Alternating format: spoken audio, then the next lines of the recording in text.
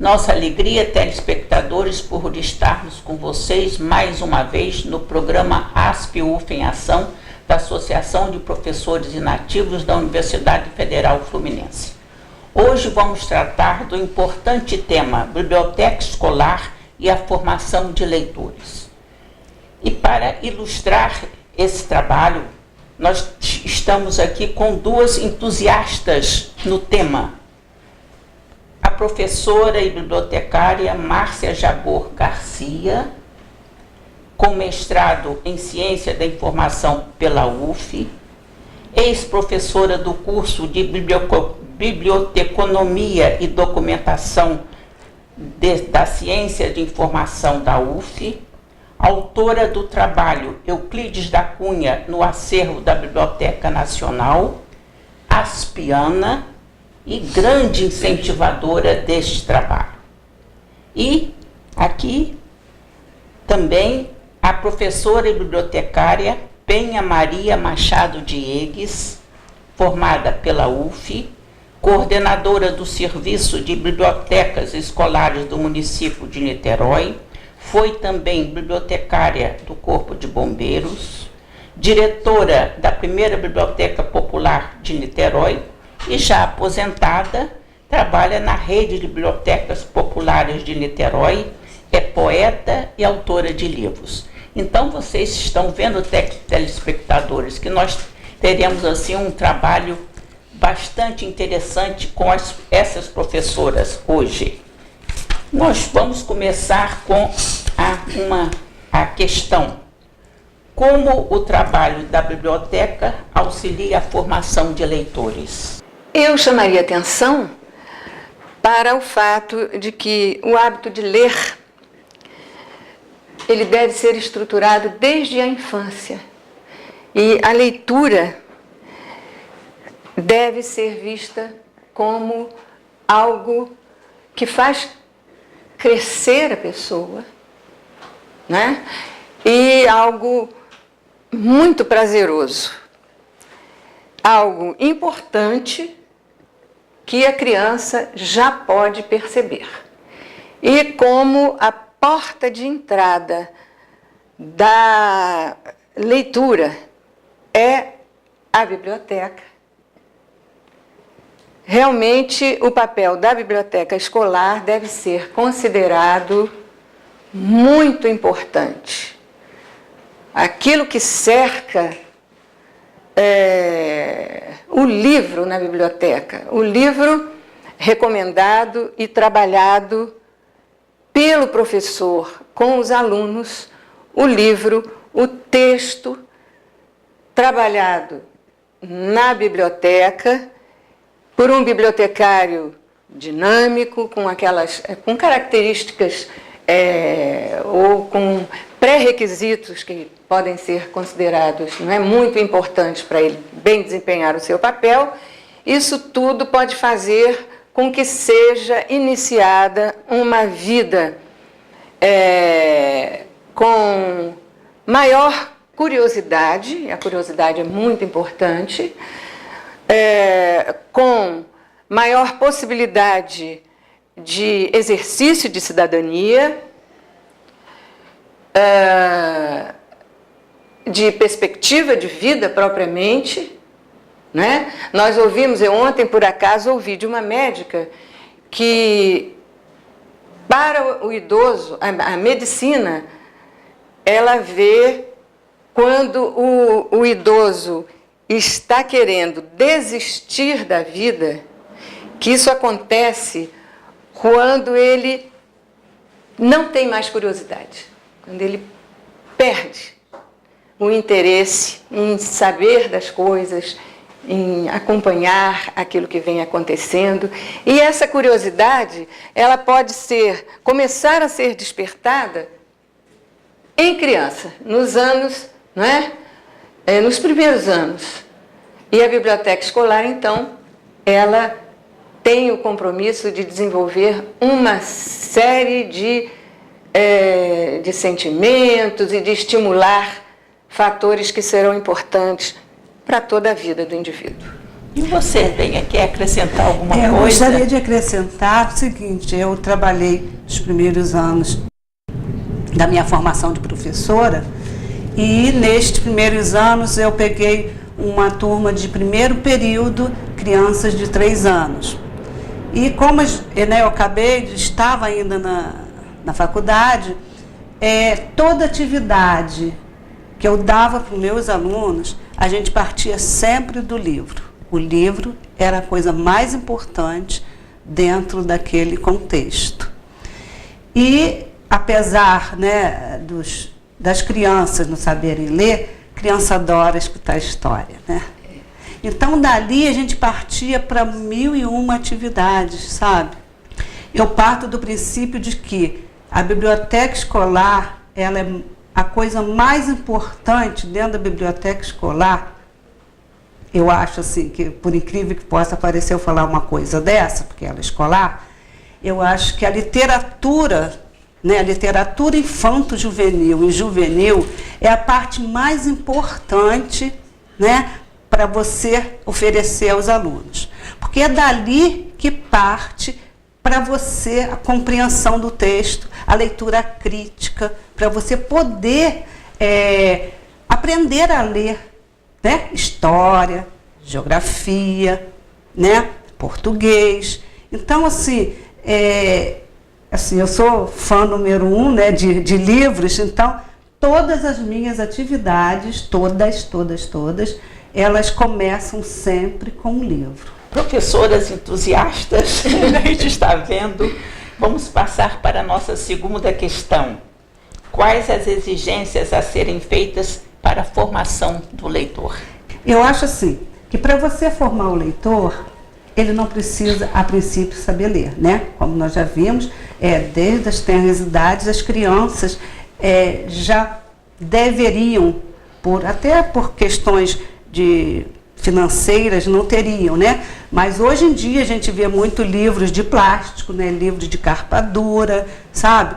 Então, quando eu participei de trilhas de leitura no Campo de São Bento e em outros parques, a gente procura levar esses livros. E no o último salão da leitura que teve em Niterói, foi também assim. Eu lembro que eu cheguei até a cair, tinha um bebê lá no salão e ele, olha, era impressionante, né? Porque o colorido chama atenção, né? Então, ele pegava o livro, ficava, até botava na boca, tirava da boca. Então, eu acho que sem o colorido, sem a sedução e a facilidade para viagens fantásticas, a gente deveria sempre ter, né, essa preocupação, porque é dali que você começa a iniciar a promoção da leitura em crianças e jovens. Diante de tanta riqueza, né, nós gostaríamos de saber como é a formação e orientação dos professores que coordenam esse trabalho tão rico, tão importante. Sobre essa questão que ela acabou de abordar, eu posso batalhar, eu posso também procurar contribuir com uma ideia. É a de que nós estamos vivendo um tempo de mudanças muito rápidas. Então, a preocupação com essa questão, que ela muito bem abordou, sobre a atração que o livro pode e deve exercer sobre as crianças, independente da idade, nós estamos vivendo um tempo de mudanças muito rápidas e está acontecendo que nós vemos que as pessoas passam da cultura oral para a cultura digital sem se fixar na cultura da leitura e do livro. E isso pode trazer grandes prejuízos e formação de pessoas de modo incompleto. Então, é um ponto muito importante que corrobora com essa ideia da necessidade de uma preocupação muito grande com a biblioteca escolar e a leitura pela criança. Muito interessante a sua intervenção, professora. Também gostei muito. Realmente é o que alguma está coisa acontecendo. Que estamos vivendo agora, né? É um assunto quente, vamos assim dizer, né? E como é a formação e a orientação desses professores que coordenam esse trabalho? Como é?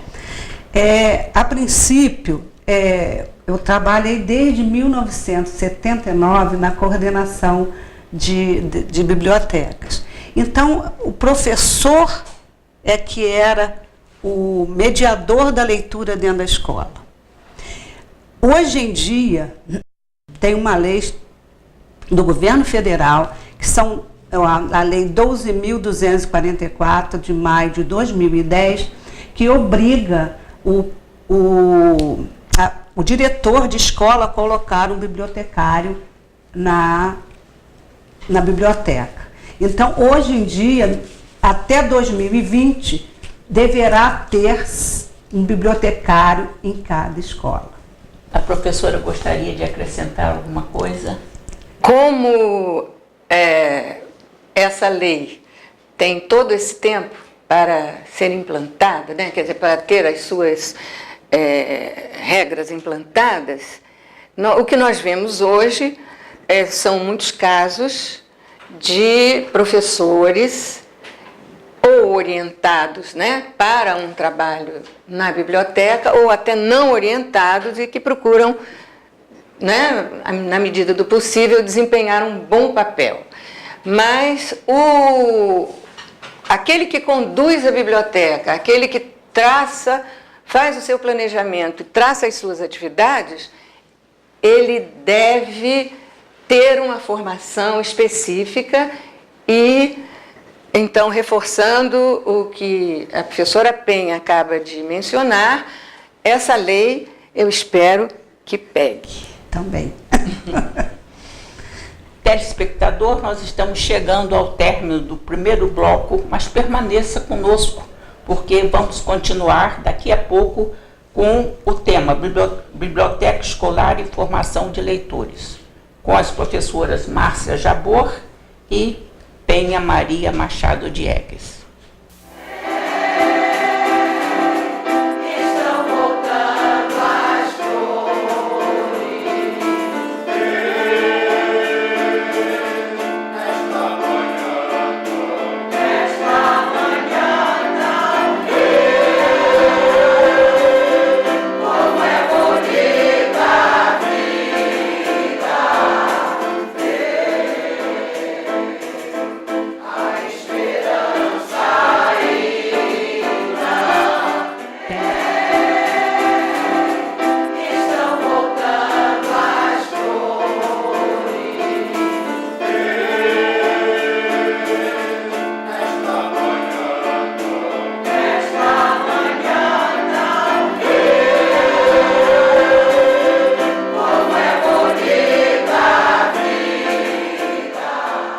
Telespectadores, estamos reiniciando o programa ASP-UF em Ação da Associação de Professores Aposentados da Universidade Federal Fluminense, em nosso segundo bloco. O tema de hoje é Biblioteca Escolar e Formação de Leitores. Estamos entrevistando as professoras Márcia Jabor Garcia e a professora Penha Maria Machado Diegues. Continuando o nosso trabalho, nós gostaríamos de perguntar às professoras, tão entusiastas nesse assunto, né?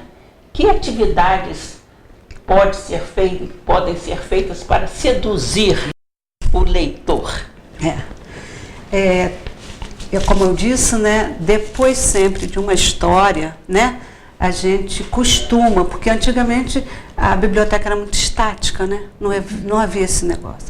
E eu, assim, quando eu saí da faculdade em 1979, o primeiro capacitação que eu dei para os professores, eu dei uma apostila sobre técnicas de biblioteca, assim, bem ao alcance dos professores, e uma apostila só de atividades para a biblioteca, já naquela época. Porque as pessoas pensam que a biblioteca, né, ainda mais escolar, as crianças têm que ir lá fazer trabalho e sair de lá. E aí eu dou algumas sugestões sobre esse trabalho, né, de biblioteca. Então, assim, recorte, colagem, desenho, hora do conto, tem também um café com leitura, que é muito interessante que se faça nas bibliotecas, sabe? Além de chamar as pessoas para o alimento da alma, tem o alimento, né? A comida, né? Propriamente, né? O lanchinho, propriamente. E tem também outras atividades que assim, de contar história. Você vai dizer o final da história, ou então não dar o título, dar para os alunos falarem o título da história. Assim, é uma infinidade realmente de trabalhos que se pode fazer na biblioteca, que hoje as pessoas estão começando ainda a engatinhar sobre isso, né? A gente também traz jogral para a escola, traz sarau, poesia, música, sabe? Tem mil e uma atividades que pode, porque a biblioteca hoje em dia deixou de ser uma coisa estática, né? Claro que tem o seu canto para estudar, né? Para se concentrar, e tem também outros lugares, né, na biblioteca que podem servir para a parte mais de lazer, e a questão realmente é para seduzir o aluno à leitura. A Márcia, eu acho que tem algumas outras considerações. Posso fazer, e pegando esse gancho, né, de que a biblioteca deve oferecer condições assim também de leitura por lazer, né? Ela, tradicionalmente, a biblioteca escolar, ela era um espaço em que, para as crianças menores, os livros de história eram apresentados, e para o adolescente e para o jovem era o espaço para fazer os deveres, para cumprir exigências dos professores. Até castigo. Não, eu nem iria tocar nisso, mas houve época em que aquele que era o responsável pela biblioteca era o professor em vias de aposentadoria, que já não deveria exercer o trabalho em sala de aula.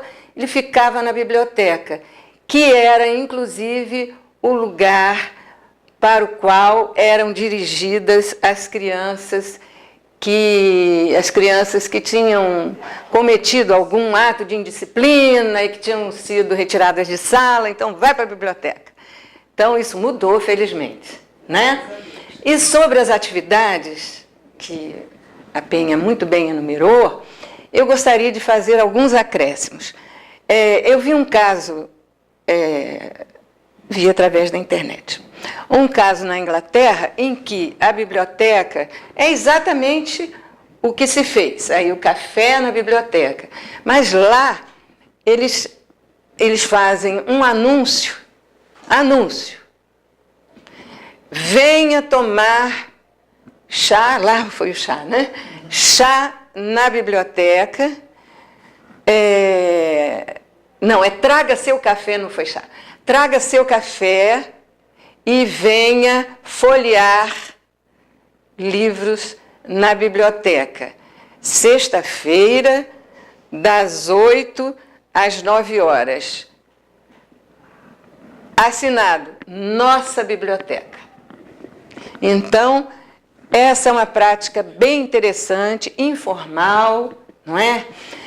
Outra que também se adota é contar história caracterizando as crianças como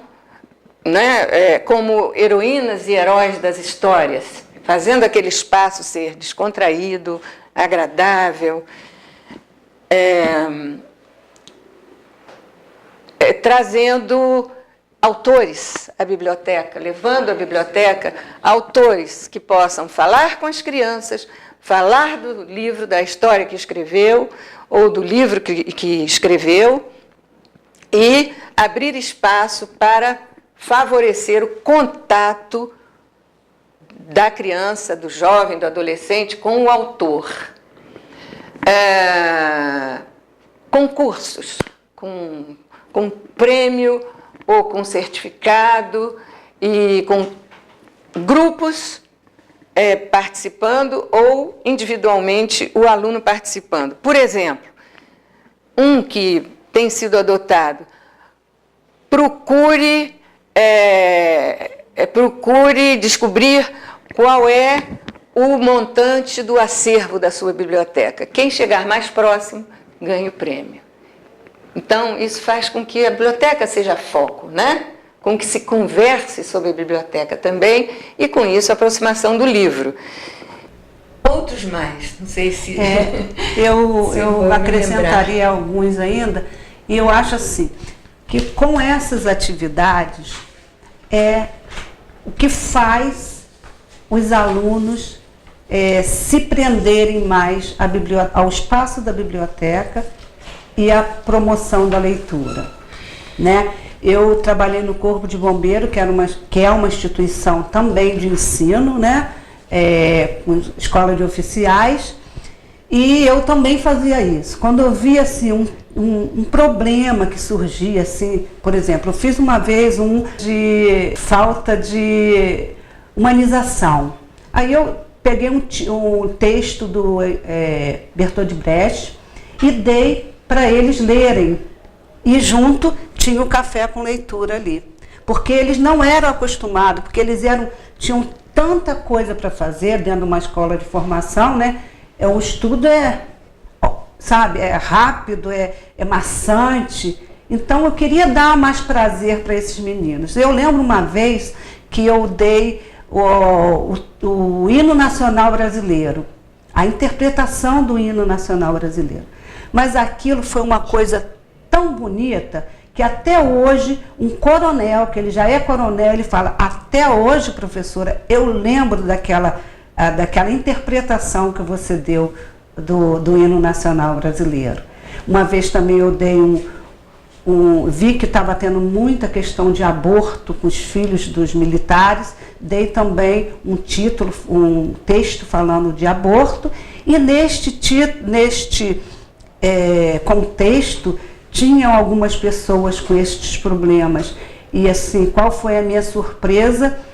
Que eu salvei uma vida, sabe? O pai estava querendo que a menina fizesse o aborto e por conta desse texto ele não fez esse aborto. Então, assim, é uma coisa muito gratificante e a gente vê o que a leitura é capaz, né? O poder da leitura no ser humano, né?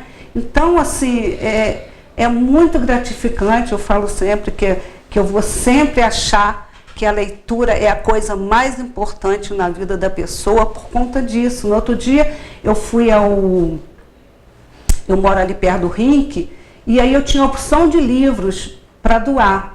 Aí eu falei: não vou levar lá para a biblioteca não. Tem tanta gente aqui no parque sem fazer nada. Olha, parecia que eu estava distribuindo doce de Cosme e Damião. Foi um enxame dentro da coisa. E as pessoas que ficam lá são pessoas que estão na hora do almoço. Aí agora, às vezes eu nem passo, porque eu não estou sem livro, né? Quando eu passo: professora, cadê o livro, professora? Eu quero mais livros. Eu posso pegar quantos, sabe? Então, poxa, acho que não tem nada mais gratificante de você estar ajudando o ser humano a ler, aprender, ser cidadão, ser crítico, sabe? Porque as pessoas não têm oportunidade e não têm dinheiro e não têm tempo para ir a uma biblioteca. E aí, no que eu dou o livro, eu dou o endereço de todas as bibliotecas populares de Niterói. Então, sabe, eu fico até emocionada quando eu falo disso, porque é realmente uma coisa gratificante, acho que mais até para mim do que para eles. Eu acho que eu estou diante aqui de duas sedutoras, porque realmente eu ouvindo vocês falarem, né, eu me reporto ao meu tempo, assim, eu gostaria de estar nessas bibliotecas agora. Com o tempinho que nos resta, porque nós poderíamos fazer, eu acho que mais do que programa né? sobre o assunto, né? Mas que conselhos vocês poderiam dar para as bibliotecárias que estão iniciando o seu trabalho agora, com essa experiência de vocês? Bom, com foco na biblioteca escolar, poderíamos recomendar, sugerir que procurassem manter suas bibliotecas dinâmicas, nunca fechadas, abertas para as técnicas, para as novas tecnologias. Esse foi um ponto que eu gostaria de ter abordado, acho que não consegui. As bibliotecas podem perfeitamente acessar, orientar e auxiliar e depois abrir o seu equipamento para que o usuário, em qualquer idade, ele utilize a leitura, os textos, através de equipamento que ele encontre naquele espaço aprazível, gostoso, leve, que deve ser a biblioteca. Então, eu recomendaria que ela não fosse fechada, que ela fosse dinâmica, e a interação, a gente não pode esquecer, da biblioteca com os professores, com a escola, com o governo, com os programas de governo. Isso tudo deve ter reflexo em cada biblioteca, seja de que nível for, e que o responsável esteja sempre ciente disso, tenha consciência disso. Infelizmente, estamos chegando ao final deste programa da ASP-UF em Ação, que tratou do tema das bibliotecas escolares. Você, telespectador, poderá encontrar este e outros programas nos endereços na telinha, no UFTube. E comunique-se conosco por telefone, e-mail e em nosso próprio endereço, porque a ASP ela existe para servir a nossa comunidade.